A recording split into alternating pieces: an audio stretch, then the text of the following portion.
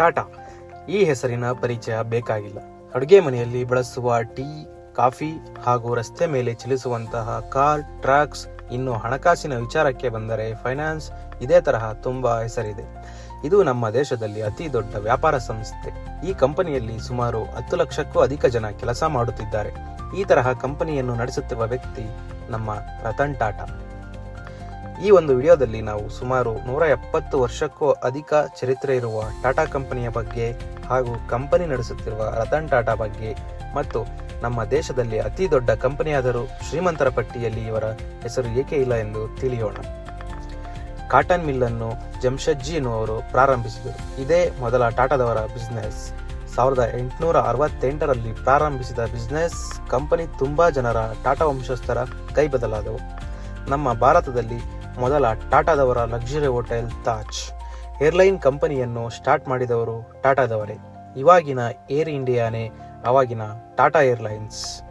ಇವರು ಭಾರತದಲ್ಲಿ ಹೊಸದಾಗಿ ವ್ಯಾಪಾರಗಳನ್ನು ಪ್ರಾರಂಭಿಸುತ್ತಾರೆ. ಇವರ ವಂಶಸ್ಥರಲ್ಲಿ ನಾವು ತಿಳಿಯಬೇಕಾದುದು ರತನ್ ಟಾಟಾದವರ ಬಗ್ಗೆ. ರತನ್ ಟಾಟಾ ಡಿಸೆಂಬರ್ 28, 1937ರಲ್ಲಿ ಹುಟ್ಟುತ್ತಾರೆ. ಇವರ ತಂದೆ ನಾವೆಲ್ ಟಾಟಾ ಹಾಗೂ ತಾಯಿ ಸೋನಿ ಟಾಟಾ. ಇವರು ನಮ್ಮ ದೇಶದಲ್ಲೇ ಅತಿ ದೊಡ್ಡ ಶ್ರೀಮಂತರು. ರತನ್ ಟಾಟಾ ಅವರಿಗೆ 10 ವರ್ಷ ವಯಸ್ಸಿನಲ್ಲೇ ತಂದೆ ತಾಯಿ ದೂರ ಆಗಿರುತ್ತಾರೆ. ಈ ಒಂದು ಕಾರಣದಿಂದ ಅವರು ಅಜ್ಜಿಯ ಜೊತೆ ಬೆಳೆಯುತ್ತಾರೆ. ಇವರು ಎಜುಕೇಷನ್ ಇಂಜಿನಿಯರ್. ಇವರ ಮೊದಲ ಕೆಲಸದ ಕಂಪನಿ IBM. ಆದರೆ ಇವರಿಗೆ ಭಾರತದಲ್ಲಿ ಟಾಟಾ ಸ್ಟೀಲ್ನಲ್ಲಿ ಸೇರುವಂತೆ GRD ಟಾಟಾ ಹೇಳುತ್ತಾರೆ. ಆಗ ಟಾಟಾ ಅವರು ಭಾರತದಲ್ಲೇ ಟಾಟಾ ಕೆಲಸವನ್ನು ಪ್ರಾರಂಭ ಮಾಡುತ್ತಾರೆ. 1991ರಲ್ಲಿ ರತನ್ ಟಾಟಾ ಅವರು ಟಾಟಾ ಕಂಪನಿಗೆ ಚೇರ್ಮನ್ ಆಗಿ ನೇಮಕಗೊಳ್ಳುತ್ತಾರೆ. ಆದರೆ ಟಾಟಾ ಕಂಪನಿ ಕೆಲಸಗಾರರು ಈ ನಿರ್ಧಾರ ತಪ್ಪು ಎಂದು ಹೇಳುತ್ತಾರೆ. ಏಕೆಂದರೆ ಇಷ್ಟೊಂದು ಕೋಟಿ ವ್ಯಾಪಾರ ಇರುವ ಕಂಪನಿಯನ್ನು ಅವರ ಕೈ ಸೇರುವುದು ಸರಿಯಲ್ಲ. ಆದರೆ ಅವರ ಅಭಿಪ್ರಾಯ ತಪ್ಪು ಎಂದು ಸಾಬೀತುಪಡಿಸುತ್ತಾರೆ ನಮ್ಮ ರತನ್ ಟಾಟಾ. ಇವರು 6 ಲಕ್ಷದಿಂದ 6,000 ಲಕ್ಷದವರೆಗೆ ತಮ್ಮ ಬಿಸಿನೆಸ್ ಅನ್ನು ತೆಗೆದುಕೊಂಡು ಹೋಗುತ್ತಾರೆ. ಈ ಸಮಯದಲ್ಲಿ ತುಂಬಾ ನೋವು, ಅವಮಾನಗಳನ್ನು ಟಾಟಾ ಎದುರಿಸಬೇಕಾಗುತ್ತದೆ. ಇದೇ ಸಮಯದಲ್ಲಿ ಟಾಟಾ ಇಂಡಿಕಾ ಕಾರನ್ನು ಮಾರ್ಕೆಟ್ಗೆ ತರುತ್ತಾರೆ. ಆದರೆ ಅದರಲ್ಲಿ ತುಂಬಾ ನಷ್ಟವನ್ನು ಅನುಭವಿಸಬೇಕಾಗುತ್ತದೆ. ಇದಾದ ನಂತರ ಟಾಟಾ ಕಂಪನಿಯು ಈ ನಷ್ಟವನ್ನು ತುಂಬಲು ಈ ಕಾರನ್ನು ಮಾರಲು ಫೋರ್ಡ್ ಕಂಪನಿಗೆ ಅಮೆರಿಕಾಗೆ ಹೋಗುತ್ತಾರೆ. ಆದರೆ ಫೋರ್ಡ್ ಕಂಪನಿಯ ಒಂದು ಮೀಟಿಂಗ್ ಅಲ್ಲಿ ಅವರು ಟಾಟಾ ಅವರಿಗೆ ತುಂಬಾ ಅವಮಾನಿಸಿದರು. ಇದರಿಂದಾಗಿ ಅವರಿಗೆ ಏನಾದರೂ ಮಾಡಿ ತಮ್ಮ ಬಿಸ್ನೆಸ್ ಅನ್ನು ಮೇಲೆತ್ತಲೇಬೇಕು ಎಂದು ಪ್ರಯತ್ನ ಪಡುತ್ತಾರೆ. ಇದಾದ ಕೆಲವು ವರ್ಷಗಳಲ್ಲಿ ಸಕ್ಸಸ್ ಅನ್ನು ಕೂಡ ಪಡೆಯುತ್ತಾರೆ. ಇದಾದ ನಂತರ ಫೋರ್ಡ್ ಕಂಪನಿಯು ತನ್ನ ಬಿಸ್ನೆಸ್ ಇಂದ ಇಳಿಮುಖಕ್ಕೆ ಒಳಗಾಗುತ್ತದೆ. ಈ ವಿಷಯ ರತನ್ ಟಾಟಾ ಅವರಿಗೆ ತಿಳಿಯುತ್ತದೆ. ಆಗ ಅವರು ತನ್ನ ಅವಮಾನಕ್ಕೆ ತಕ್ಕ ಉತ್ತರ ಕೊಡುವುದಕ್ಕೆ ರತನ್ ಟಾಟಾ ಅವರು ಫೋರ್ಡ್ ಕಂಪನಿಯ ಕಾರ್ಗಳಾದ ಜಾಗ್ವಾರ್, ಲ್ಯಾಂಡ್ ರೋವರ್, ಇನ್ನು ಇತರೆ ಕಾರುಗಳ ಮಾಲೀಕನಿಗೆ ತಾನು ಖರೀದಿಸುವಂತೆ ಆಫರ್ ಮಾಡುತ್ತಾರೆ. ಈ ಬಾರಿ ಫೋರ್ಡ್ ಕಂಪನಿ ಅಮೆರಿಕಾದಿಂದ ಭಾರತಕ್ಕೆ ಬರುತ್ತೆ. ಈ ಫೋರ್ಡ್ ಕಂಪನಿ ಕಾರ್ಗಳನ್ನು 9,300 ಕೋಟಿಗೆ ಖರೀದಿ ಮಾಡಿರ್ತಾರೆ.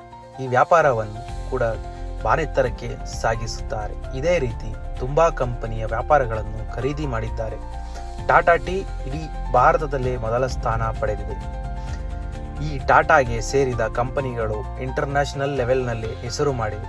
ನಮ್ಮನ್ನು ಆಳಿದ ಬ್ರಿಟಿಷ್ ಅವರಿಗೆ ಇವರು ಉದ್ಯೋಗಾವಕಾಶಗಳನ್ನು ಕೊಟ್ಟಿದ್ದಾರೆ. ರತನ್ ಟಾಟಾ ಅವರು ಭಾರತದ ಅಭಿವೃದ್ಧಿಗೆ ಅಲ್ಲದೆ ಬಡವರ ಆಸೆಗೆ ಅನುಗುಣವಾಗಿ ಇರುವಂತಹ ಕಾರನ್ನು ಇವರು ತಯಾರಿಸಿದ್ದಾರೆ. ಅದೇ ಟಾಟಾ ನ್ಯಾನೋ ಕಾರ್. 2008ರಲ್ಲಿ ತಾಜ್ ಹೋಟೆಲ್ ಮೇಲಿನ ದಾಳಿಗೆ ಅಲ್ಲಿದ್ದ ಜನರು ದಿಕ್ಕಾಪಾಲಾಗಿದ್ದರು. ಇದರ ನಷ್ಟವನ್ನು ರತನ್ ಟಾಟಾ ಅವರೇ ಭರಿಸಿದ್ದರು. ಇಷ್ಟೆಲ್ಲ ಹೆಸರು ಮಾಡಿದ ರತನ್ ಟಾಟಾ ಅವರಿಗೆ ಮದುವೆ ಆಗಲಿಲ್ಲ. ಏಕೆಂದರೆ ಇದಕ್ಕೆಲ್ಲ ಕಾರಣ ಅಮೆರಿಕಾದ ಹುಡುಗಿ. ಇವಾಗ ಆ ಹುಡುಗಿಗೆ ಮದುವೆ ಆಗಿದೆ. ಸಾಮಾನ್ಯವಾಗಿ ಬಿಸ್ನೆಸ್ ಅಂದರೇನೇ ಲಾಭ. ಆದರೆ ಟಾಟಾ ಕಂಪನಿ ಹಂಗಲ್ಲ. ತನ್ನ ಲಾಭಕ್ಕಾಗಿ ಯಾವತ್ತೂ ಕೆಲಸ ಮಾಡಿಲ್ಲ. ಇವರ ಸಂಪಾದನೆಯಲ್ಲಿ ಸುಮಾರು 60% ಸಮಾಜಕ್ಕಾಗಿ ನೀಡಿದ್ದಾರೆ.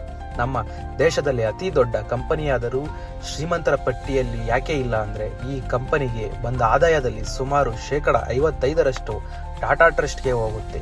ಟಾಟಾ ಕಂಪನಿ ಬೆಲೆ 5 ಲಕ್ಷ ಕೋಟಿ ಇದ್ದರೂ ರತನ್ ಟಾಟಾ ಆಸ್ತಿ ಮಾತ್ರ 5,300 ಕೋಟಿ ಮಾತ್ರ.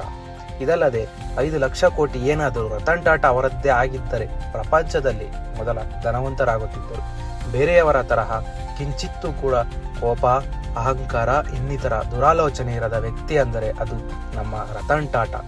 ಅವರ ಜೀವನದಲ್ಲಿ ನಡೆದ ಅಹಿತಕರ ಘಟನೆಗಳಿಗೆ ತಲೆ ಕೆಡಿಸಿಕೊಳ್ಳದೆ ವ್ಯಾಪಾರಗಳ ಸರದಾರನಾಗಿ, ಬಿಸ್ನೆಸ್ ಮ್ಯಾನ್ಗಳ ಗುರುಗಳಾಗಿ, ಗ್ರಾಹಕರ ನಂಬಿಕೆಯಾಗಿ, ದೇಶಕ್ಕೆ ಸ್ಫೂರ್ತಿಯಾಗಿ ನಮ್ಮ ರತನ್ ಟಾಟಾ ಇಷ್ಟು ಸಮಾಜ ಸೇವೆಗಳನ್ನು ಮಾಡಿ ನಮ್ಮ ಭಾರತ ದೇಶವನ್ನು ಬೇರೆ ದೇಶಗಳು ಗುರುತಿಸುವಂತೆ ಮಾಡಿದ ನಮ್ಮ ರತನ್ ಟಾಟಾ ಅವರು ಅಕ್ಟೋಬರ್ 9, 2024 ನಮ್ಮನ್ನು ಅಗಲಿದ್ದಾರೆ. ಇಷ್ಟೆಲ್ಲ ಕೊಡುಗೆಗಳನ್ನು ನೀಡಿದ ನಮ್ಮೆಲ್ಲರ ಅಚ್ಚುಮೆಚ್ಚಿನ ನಮ್ಮ ರತನ್ ಟಾಟಾ ಅವರಿಗೆ ದೊಡ್ಡ ಸಲಾಂ ಅಂತಲೇ ಹೇಳಬಹುದು. ಇದೇ ತರಹ ಇನ್ನೊಂದು ಇಂಟ್ರೆಸ್ಟಿಂಗ್ ವಿಡಿಯೋ ಜೊತೆ ಬರ್ತೀನಿ. ಅಲ್ಲಿವರೆಗೆ ಟೇಕ್ ಕೇರ್, ಬಾಯ್.